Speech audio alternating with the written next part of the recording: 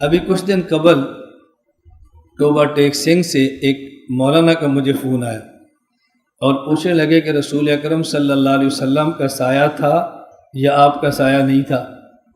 یہ مستقل باتیں سمجھانے والی ہیں ربیع الاول سے پہلے، کیونکہ ربیع الاول میں مسائل نہیں چھڑنا ہوتا ہے، تو ربیع الاول سے پہلے باتیں سمجھا دے تو ویسے ختم ہو جاتی ہے۔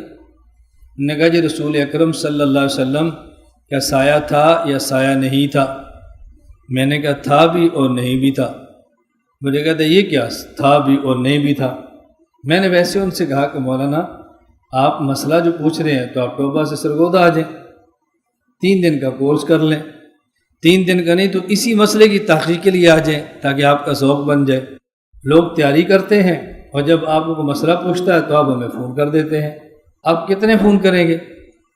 آپ کا مجھ سے رابطہ ہے، مرکز آئیں گے تو آپ کا رابطہ مجھ سے نہیں 35 علماء سے ہوگا، 20 سے ہوگا، تو آپ کے پاس 20 فون آ جائیں گے نا۔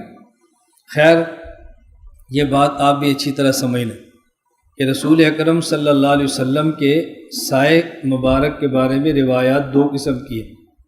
بعض روایات سے ثابت ہوتا ہے کہ آپ کا سایہ تھا اور بعض روایات سے ثابت ہوتا ہے کہ آپ کا سایہ نہیں تھا۔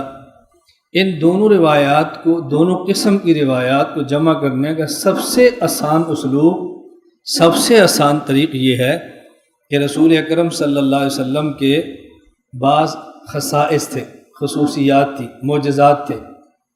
نبی پاک صلی اللہ علیہ وسلم کا جن روایات میں سایہ نہیں تھا، اس کا معنی یہ ہے کہ آپ کا معجزہ تھا کہ آپ کا سایہ نہیں تھا، اور جن روایات میں کہ آپ کا سایہ تھا، اب وہ سایہ کب ہوتا؟ جب آپ باہر نکلتے، آپ کے اوپر سورج پڑتا، تو جب آپ باہر نکلتے سورج نکلتا تو آپ بغیر لباس کے نہیں ہوتے، آپ نے لباس پہنا ہوتا تھا۔ تو جب سورج آپ کے جسم اطہر پہ پڑتا، آپ کے جسم اطہر کے درمیان کپڑے حائل ہوتے، اور کپڑوں کا تو سایہ تھا۔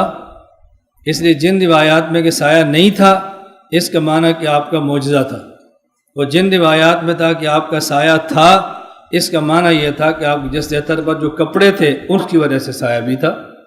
اس لیے سایہ ہونے والی روایتیں بھی ٹھیک ہے اور سایہ نہ ہونے والی روایت بھی ٹھیک ہے، اور جھگڑے کی بات تو ہے ہی نہیں۔ اور بعض لوگ رسول اکرم صلی اللہ علیہ وسلم کے سایہ نہ ہونے سے دلیل پکڑتے ہیں کہ آپ بشر نہیں تھے۔ کیوں؟ آپ نور تھے اور نور کا سایہ نہیں ہوتا۔ حالانکہ یہ بات بھی غلط ہے کہ نور کا سایہ نہیں ہوتا۔ صحیح بخاری میں ایسی روایتیں موجود ہیں ملائکہ کے بارے میں کہ ملائکہ اپنا پر پھیلاتے اور پر کا سایہ ہوتا ہے، اگر ملائکہ تو نور ہے، وہ تو بشر نہیں ہے۔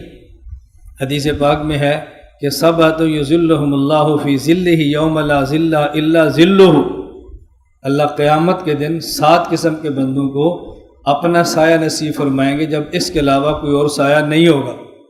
تو اللہ تو بشر نہیں ہے، پھر اللہ کا سایہ کیسے ہوگا؟